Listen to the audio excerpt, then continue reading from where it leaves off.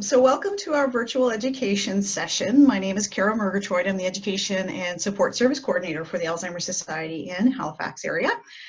During the COVID crisis, we are not offering, obviously, our face-to-face programming, and so instead we're using Zoom as a platform to stay connected with you. So please feel free to ask any questions using the private confidential chat box addressed to the Alzheimer's Society of Nova Scotia host. If you don't see it, use your mouse to hover near the bottom and there should be a chat in the middle. You can click on that and it should pop up for you. Remember to press enter to send the message to us. Questions will only be seen by the Alzheimer's Society of Nova Scotia, and we will get to those at the end of the presentation. So for the best viewing, we suggest using the speaker view, which you can see in the top right-hand corner of your screen. If you see speaker view, click on it, and it should make whomever is speaking the largest picture on your screen. So our audience today includes people living with dementia, people caring for somebody with dementia, and people who want to learn more about dementia. As a reminder, this session is being recorded, so your microphones and cameras are turned off, so your faces and voices will not be part of the recording. And so now I have the privilege of introducing you to our today's topic, which is eating well for good brain health.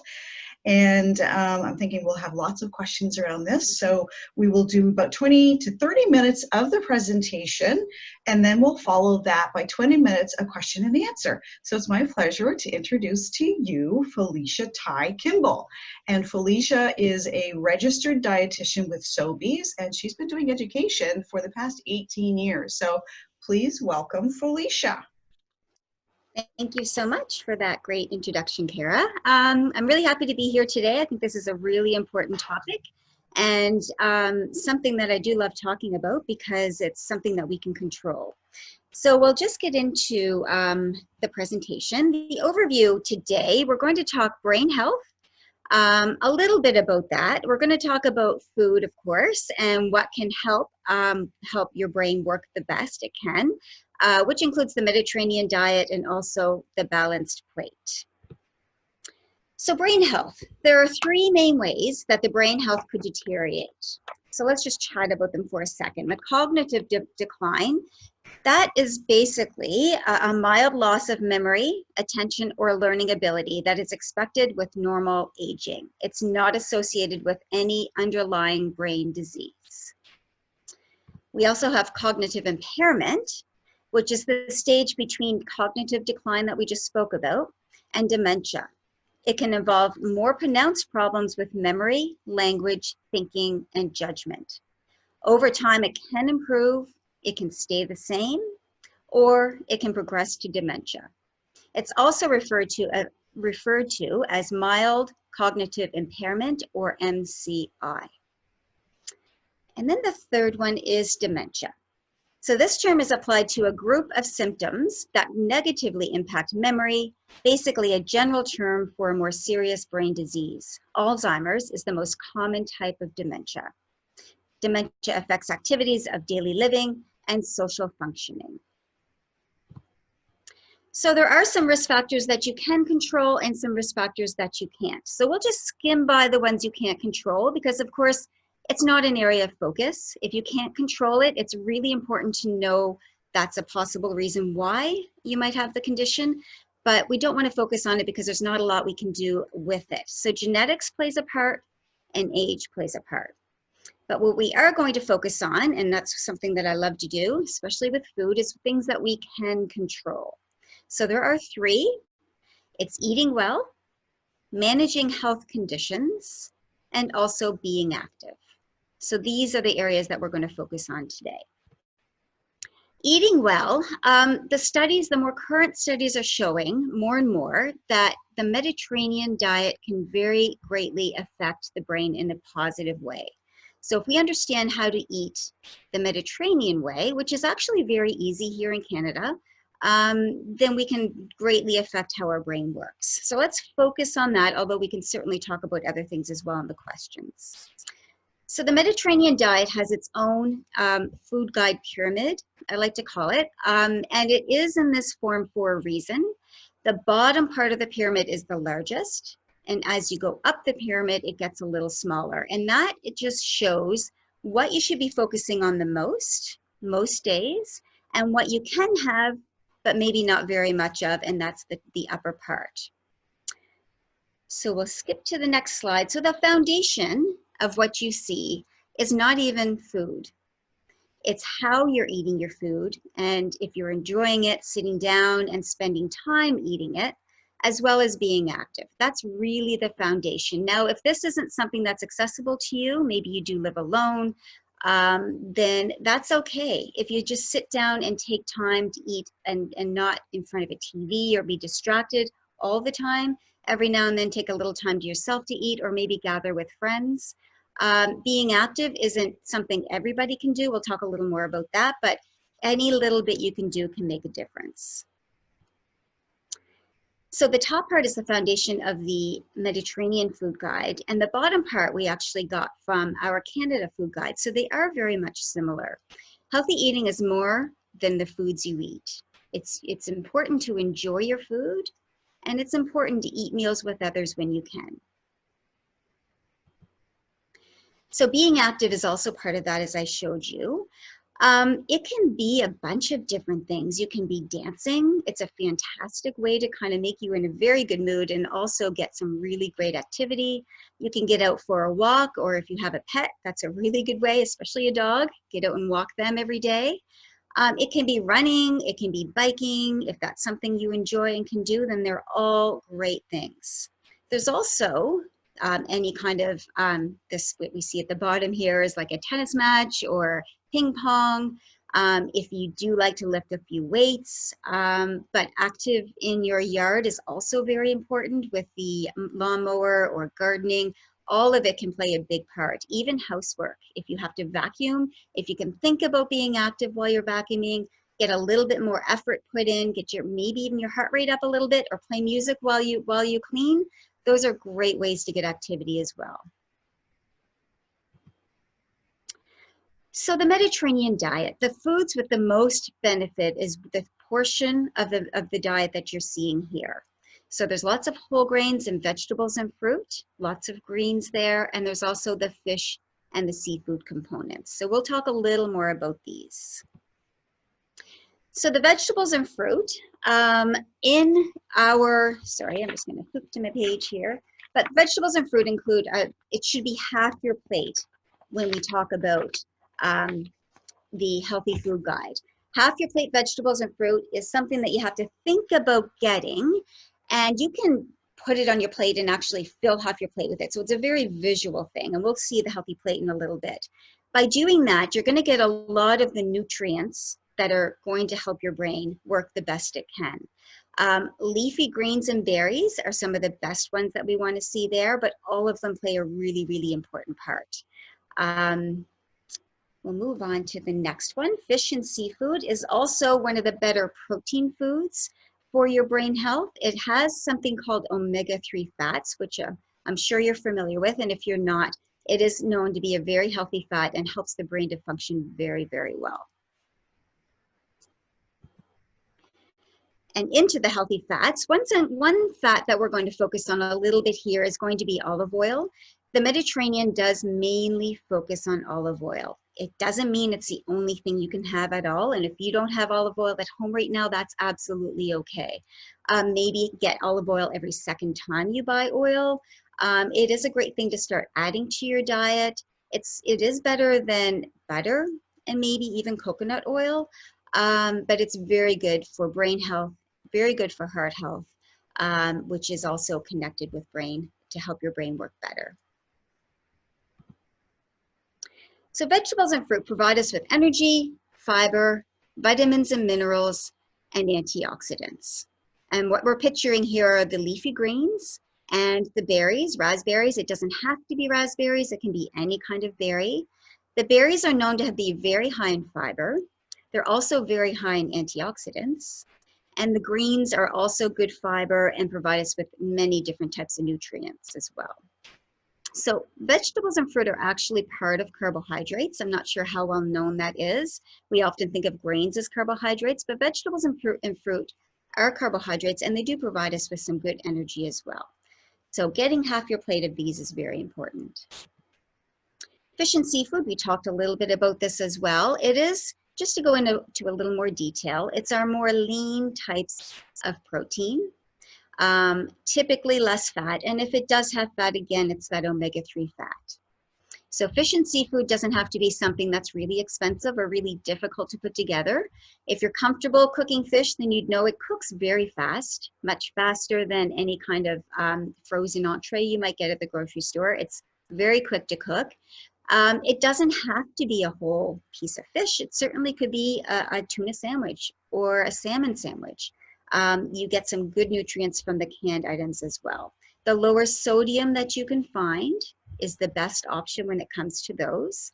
And if you can get close to 5% of sodium, so looking at the nutrition facts table and trying to find close to 5% sodium, then you're doing really well. It may not be possible to get that low, but as close as you can is the best option. So I'd encourage you to kind of compare labels of your canned items and see if you can find that close to 5% or less sodium. So healthy fats, you're going to find those in many different ways. Olive oil is pictured here. Again, all oils are good, but the Mediterranean diet does focus mainly on olive oil. All of the fats are made up of different components, and that's what they're getting at with it when it comes to the olive oil. Nuts and seeds are also very good. Of course, a lot of our nut oils come from them. So they also provide very good protein and great fiber as well. You might want to measure, if weight control is a little bit of an issue, just watch how much you have. A quarter of a cup is a great amount for the whole day. If you have a little more, that's okay, but doing that all the time can cause weight gain. So although it's very heart healthy and great for your brain, you do want to watch how much you're having. So here we are putting it all together with our healthy plate. This is what we call balance. And I did mention this before, half of your plate being vegetables and fruit, a quarter of your plate being the protein foods, and a quarter of your plate being grains and mostly whole grains. So we can chat a little bit about that. The protein foods does include the fish that we spoke about, but it also includes the nuts and seeds that we talked about. It does talk about legumes, which means beans, peas, and lentils. You can get these in a can, which is very economical. And we, again, just look for the no salt added or the less sodium ones that you can find. They are very low in fat, if any, and very high in fiber and a great source of protein. So a fantastic way and economical way to add some protein to your diet. There's also yogurt there. There's also egg there. There would be cheese there as well. They couldn't put everything on the plate, so there are some things that aren't there that would be considered protein foods for sure, but they just show the ones that you should be having most often. And it's very much similar to what the Mediterranean diet would recommend as well. Another quarter of the plate at the bottom is whole grains. And when we mention whole grain, it means it has all parts of the grain. And when it has all parts of the grain, any fiber that you're getting from bread, for example, that's made from whole grains, you get a lot more fiber from it, and you get a lot more of the vitamins and minerals that it might have to offer. So you can get whole grain bread, you can get whole grain pasta, whole grain rice. Wild rice is also a whole grain. Popcorn is a whole grain. So that's a fantastic way to add some whole grains to your diet. The more fiber we have here, the better it is for you. If you happen to be a person who likes white rice, you're not going to get much fiber from that. But what you can do is add fiber to it. So it doesn't mean you can't have this food ever. What it means, it wouldn't be a whole grain, so it wouldn't be part of that for your diet, but you could add, say, chickpeas to it or lentils to it. And that way you're getting some good protein and some food that you love, because as you've seen from the beginning, we need to enjoy our food as well. So any questions when it comes to that at the end, I'd be very happy to answer. So this is a very great visual. Hopefully you'll keep it in mind when you're making up your supper food tonight.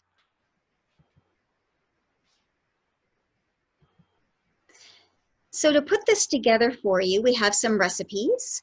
And I can actually make these available to you at the end. So this is what you see here is a berry salad. We have a really good crispy goat cheese and peach green salad. These are really great ways to just make getting some healthy, good foods a little easier. Be creative is the word I'm looking for, sorry.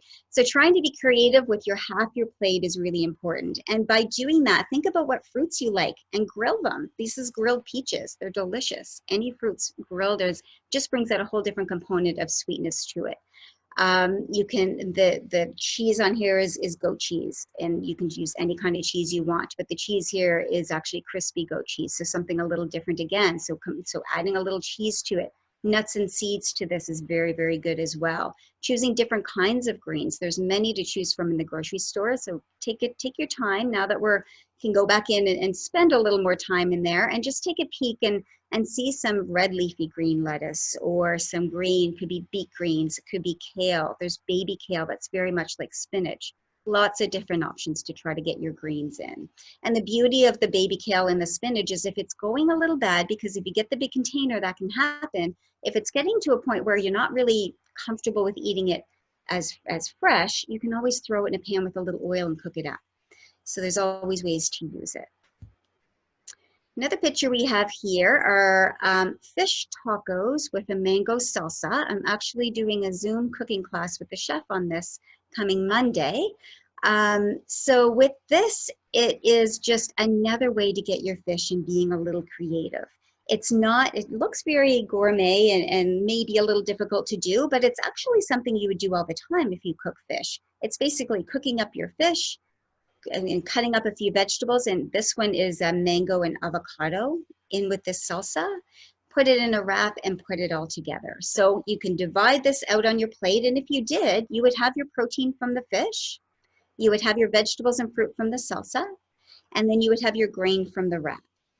So that's another way to kind of have your healthy plate, but it's all put together. You could also put a nice green salad on the side that would go very nicely, or greens on the bottom of this would be really nice as well. Again, getting more greens is just so important. And the last one we have is the Mediterranean casserole, and it's basically cooking all of this together in the one tray. So we'll call it a one pot meal. This is a casserole all cooked together, but the Mediterranean vegetables, and when I do a tour in the store, I do talk about the Mediterranean aisle.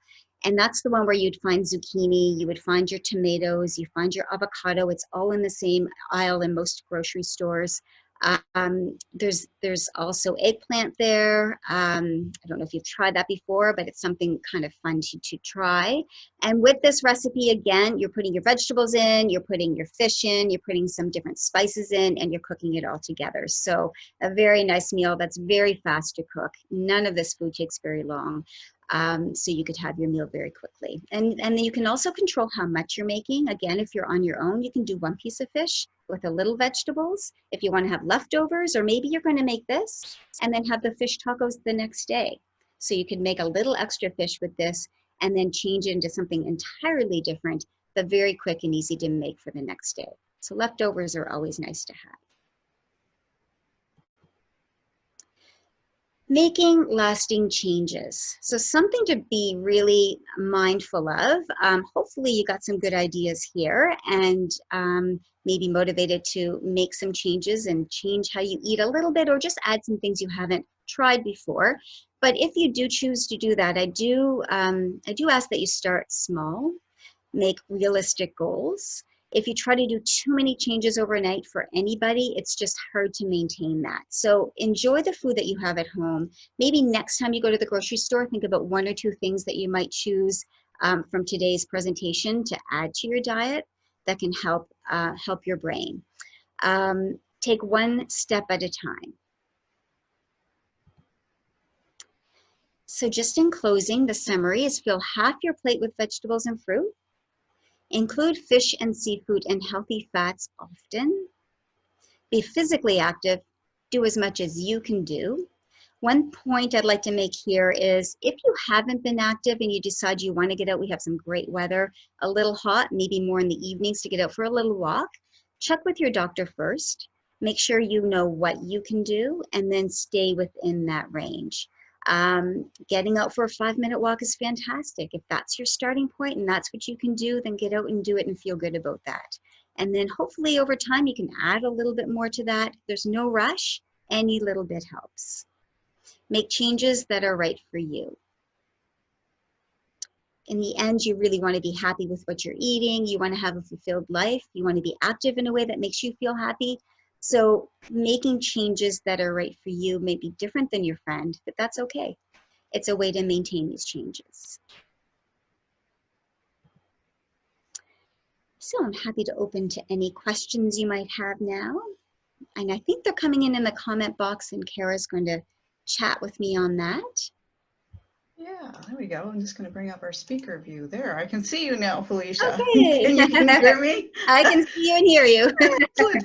Well, that was lovely. Thank you. It's so funny. I'm looking at all of those amazing images and everything that you talked about. And even though I just had lunch, I'm like hungry again, which is a good thing. Yeah. That's good.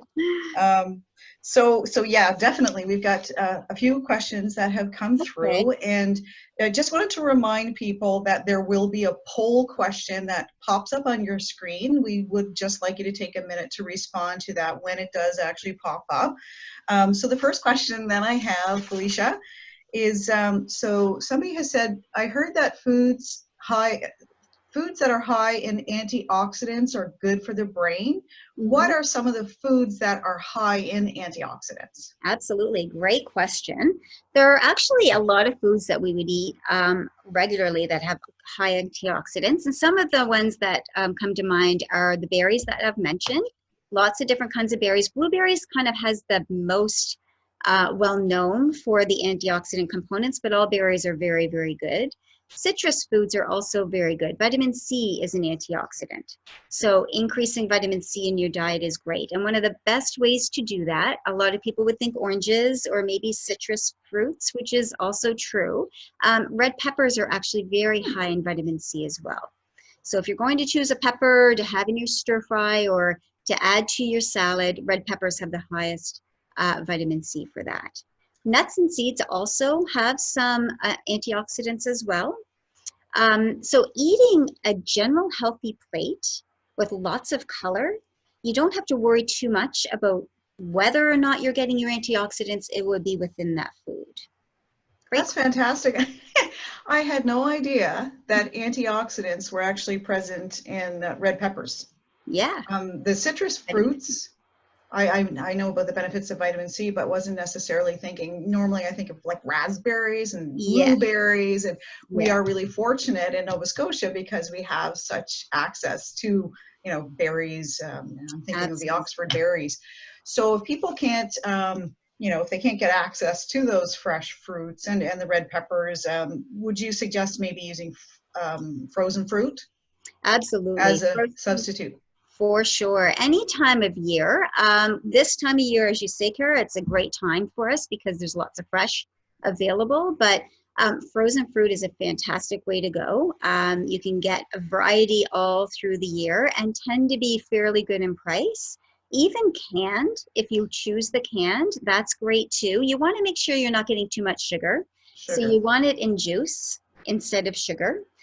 You can get canned fruit in water as well. Sometimes it might have an artificial sweetener in there, so make sure you take a peek and make sure it doesn't. And if you do get it in syrup, it might be a little cheaper that week, or if you get it in the juice, you can always give those fruits a little bit of a rinse and get rid of some more of that sugar.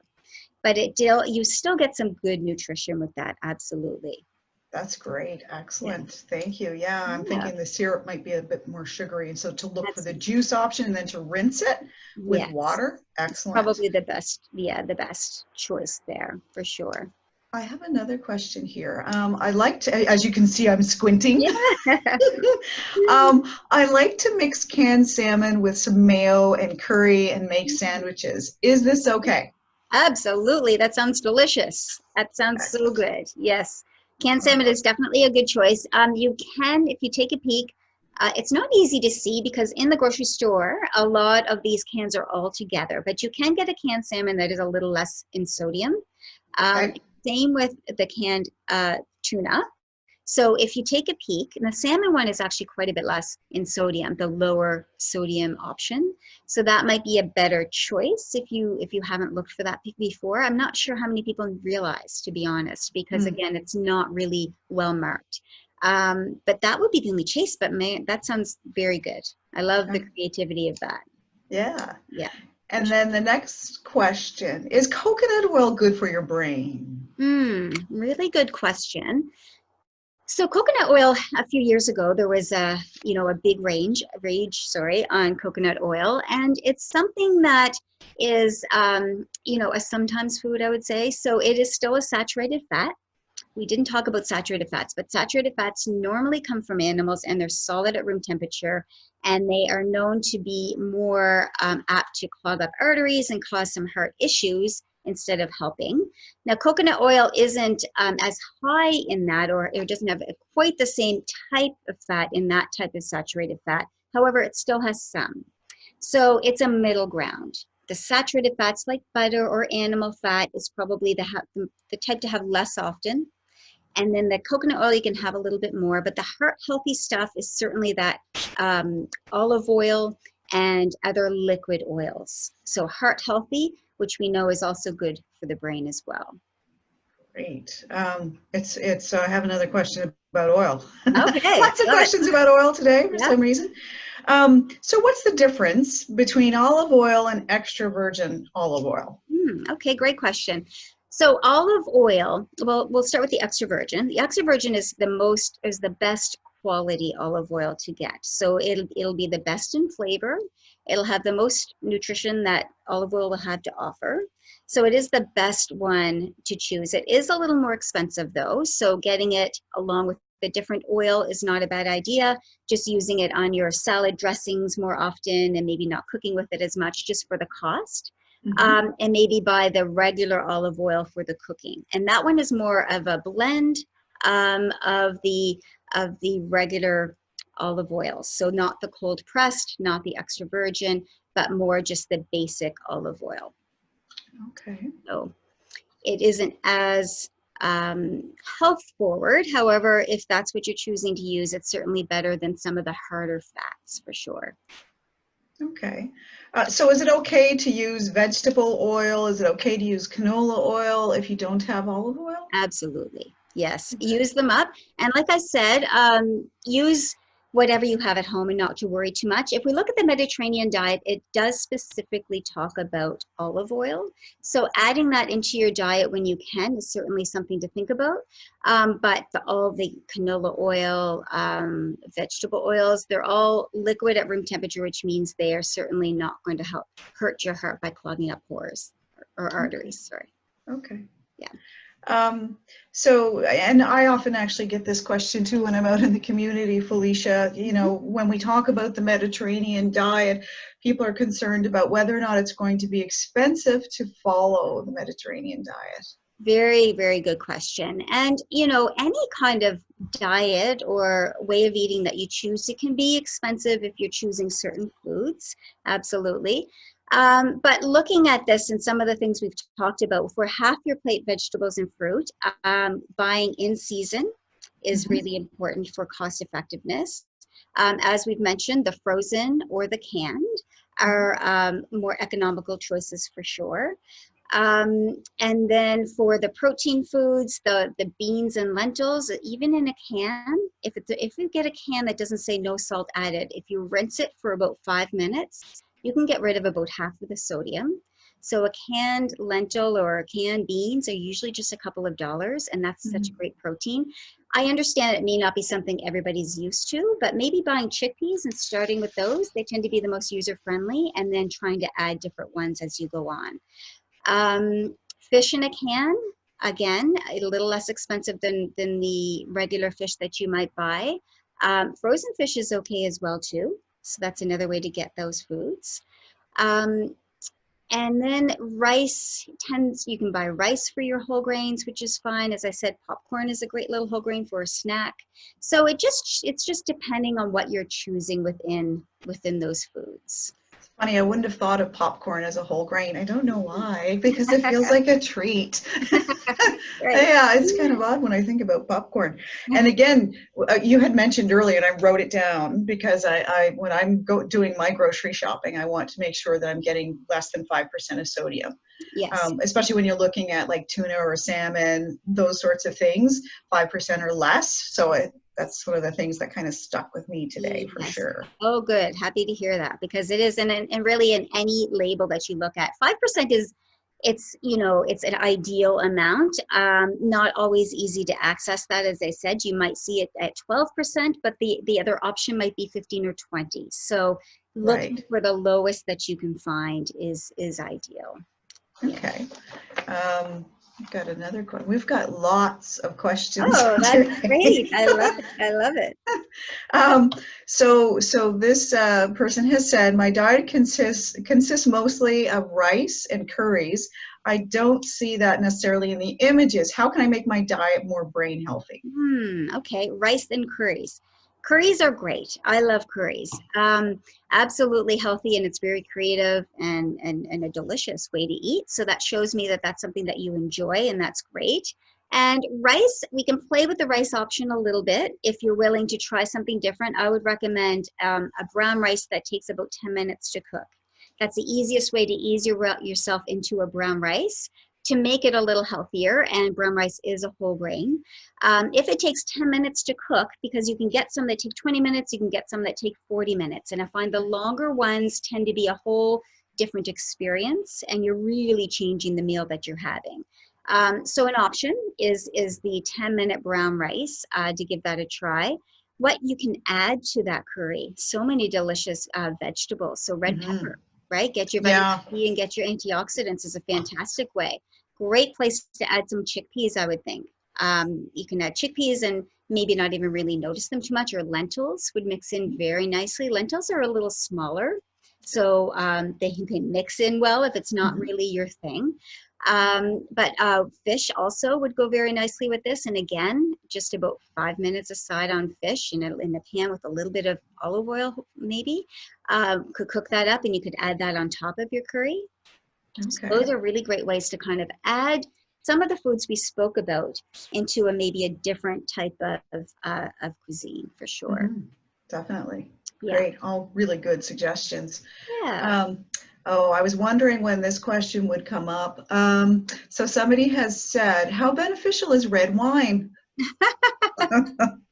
So you might have noticed it was on the Mediterranean Food Guide. Yes, I did. Having a glass of red wine has some qualities to it that is also known to help the heart, which we know will help the brain as well. It doesn't have to be in the wine. It's not the alcohol part that's the helpful part. It's what's in the red grapes, actually. So you can get that in a grape juice as well. If you enjoy a glass a day, that's absolutely fine. If you don't, and you don't happen to regularly have it, that's okay too. It's not something that is, it's not something that you can't get from other foods. So isoflavones is something that it offers that's very good for your heart and good for your brain as well.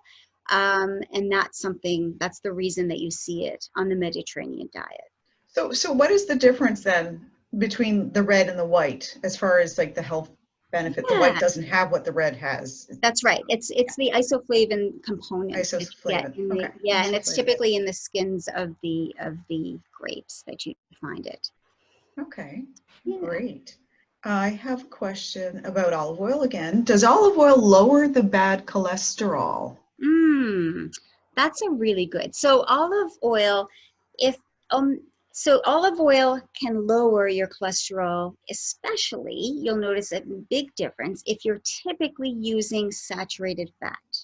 So if you're replacing your saturated fat intake, so say you have butter all the time on your toast and in your vegetables and on your potatoes all through the day, and then you're going to change to the olive oil instead, then absolutely you will certainly see and it's because the saturated fat in the butter is what affects our cholesterol levels. The olive oil can actually be helpful for our heart that way. So yes, you'll definitely notice, especially if you tend to eat a lot of the saturated fat. If you don't, and if you eat, you typically have other types of oils, you'll probably still see a difference. It may not be as drastic. Okay, and just I'm thinking about the different forms of, with olive oil. I know that there's different baking sprays and olive oil spray. Is that okay to use? So those would have sometimes different types of chemicals in them. So Huh. just pay attention to that a little bit. The best way to do it is, even at the dollar store, you can get a spray bottle. You can put your olive oil in that, and you can use that as a spray as opposed to a can. Oh, It's great probably the idea. healthiest way to do that. Or Yeah. just drizzle a little bit of that on your pan, a little olive oil, and use a paper towel to kind of spread it around. But Mhm. yeah, but a spray bottle works very nicely instead of a can. Okay, oh, that's great. I have a question here, and I'm not sure if you're going to be able to answer it. And if Mhm. not, then that's fine. We Sure. can sort Yeah. of research the See? answer to the question. This person says, I have a client that was telling me she has researched keto diet and controlling diabetes and therefore Alzheimer's disease. Could you share your thoughts on the diabetes linked to Alzheimer's and if keto could make it, could be Diabetes beneficial? Alzheimer's. So when it comes to any other health conditions, we know that controlling them can help the brain. Mhm. When it comes to the keto diet, I would be a little mindful of what you might be missing by Mhm. following a diet like that. It's not typically something we as dietitians would recommend doing. I know people have found that it is helpful, but I would really like to kind of take a bigger look at the bigger picture of what they're doing. And sometimes it's Mhm. not the food they're eating. It could be that they're increasing activity, or maybe Exactly. they're eating better, but they're just not eating as much fast food. And over time, we could see some negative effects with following that over a long period of time. So Mhm. in our research, we have never found scientifically based that the Mhm. keto diet can be helpful for diabetes, for Alzheimer's, for any condition, especially if it's used over long term. Right, and that's what we say too at the Alzheimer's Society. As far as uh, a diet, we always refer to the Mediterranean diet because you have a selection of different foods there, lower protein, like lower, the proteins are lower in fat, they're Yep. or higher protein, I should say, and Yes. then the fruits, the vegetables, and Absolutely. water, plenty of hydration, which is really key in the whole grains as well. Yes, absolutely. Absolutely. Um, We didn't talk liquids, but that's a very, very good point. You want to make yeah, sure you're getting your liquids every day. Yeah. So, I happen to have a question about oh, okay, water, great. actually. What would be the, recommended daily dosage, I guess, of water? How much should we be Hmm. drinking of water a day? So there used to be the whole 8 glasses a day, and Mhm. that's still not a bad thing to follow. It's kind of shown, the more research that we've done, though, the more current research is showing that everyone is so different and we process things so differently. So it's not necessarily a broad thing that we can say. Some great ways to know if you need more liquid is, one way is if you pinch your skin on your hand, and if it stays together for any length of time, that means you're dehydrated. If Mm. you feel thirsty, then that means you probably haven't had enough to drink in the day. If you feel like you need an afternoon nap, a cup of coffee probably isn't the way to go. A really good big glass of water. The number one reason for fatigue is dehydration. Mhm. So getting enough water is important for that. And the last really descriptive way, I think, to know if you've had enough liquid is in your urine. So Mhm. if your pee is a really dark color, you're very dehydrated. And it kind of gradiates right up to being just a little tint of yellow. And that's the healthiest. It shows that you've had enough to drink that day. It doesn't necessarily have to come from a glass of something. You have lots of great watered vegetables, Mhm. watermelon, a lot of the melons, grapes, they all provide you some of your water as well. If you happen to have soup, that day, that will go towards your liquid intake for that day as well. So many different ways to get it, but I think it's really important to know the ways that you might see you're dehydrated, and it just make you realize you need to drink a little more. I have another water-related question, and it's to do with, how can I ensure that my partner gets enough water? Yes. Are there alternate ways of ensuring that he doesn't or she doesn't get dehydrated? Well, that's a great question. I think one of the best ways to make sure you're getting it is making it accessible, having it around. So whether it's just the one water bottle or maybe a few, and just kind of have them around the house, is a great way to remind yourself. If you're a busy person and you don't just notice that you're thirsty, then it's easy to kind of go long term and or even a few hours and not have had something to drink. So making it accessible and visual, I think, is really important. You can make it interesting. Add cucumber, add frozen grapes to your water. Makes it a little more interesting and tasty. Some people might add some watermelon. If you like the flavor of watermelon, you can add watermelon as well. So there's lots of ways to make it a little more interesting to drink, for sure. Some people might put out, I don't know, like pennies, if you still have pennies lying around, and put them on a windowsill, and every time you have a glass, put one down, or measure out maybe 4 cups into a container so that you know that you're having that throughout the day and you realize how much you've had. You might come in and realize, oh my gosh, that's still full. I better get a little bit more water into me. So Yeah, reminders, I think, is probably the best. Great. I have a question here. Is it okay to eat the liquid in canned salmon? Okay, great question. I would drain that personally. The omega-3 fat that you do get from salmon and from tuna is in actually the fish. So the best way to not get too much of the fat in your diet is to not use the liquid in the canned items. And sometimes, especially with the tuna, you can get canned in water. So I would drain out most of it. If there's a little bit in there and you like the consistency, that's okay. But for the most part, I would give it a drain. Okay. And again, I'm just going to let folks know that the poll question, if it hasn't popped up already, when it does, please ensure to respond to it. So our final question, Felecia, you've answered a lot of questions, so thank you for being so patient and so kind and answering all of these really great questions. Yeah, great.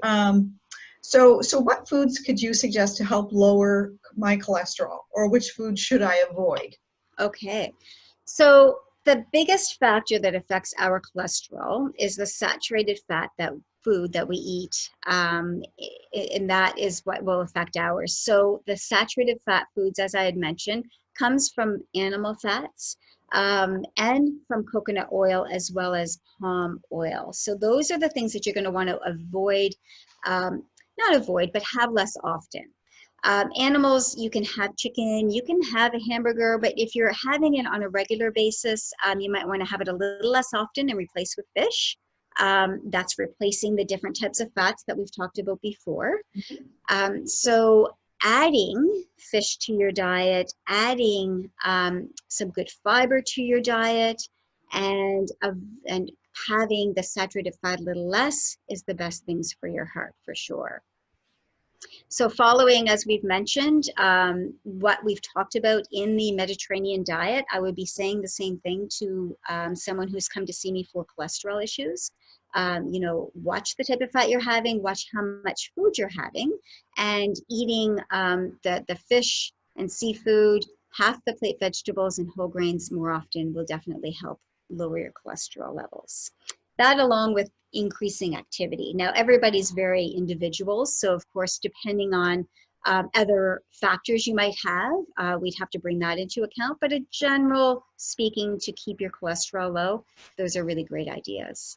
That's great. Yeah, and it's interesting when you talked about it earlier there, Felecia, with eating and how it's a social thing that we do, and you said it's not really, yes, of course it's what you eat, but it's also how you're eating your food too. So eating meals with others is really kind of key, which is lovely. It is. Yeah, it's a social connection. It's so important, and enjoying what you eat is if you enjoy what you're having and you're being creative with your food, it doesn't have to be big deals, but if you're just throwing some berries on your salad because you like it, you're going to maintain that lifestyle. Yeah, yeah, definitely.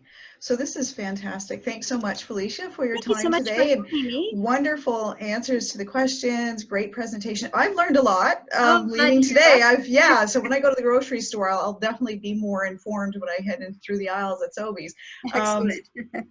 So what we're going to do actually is we're going to stay on. We'll leave the chat room open for a little bit for those folks who may not have had the opportunity to ask questions. We thank everybody for tuning in today. And yeah, we'd like you to send in your comments or your suggestions for topics, future topics that you might be interested in.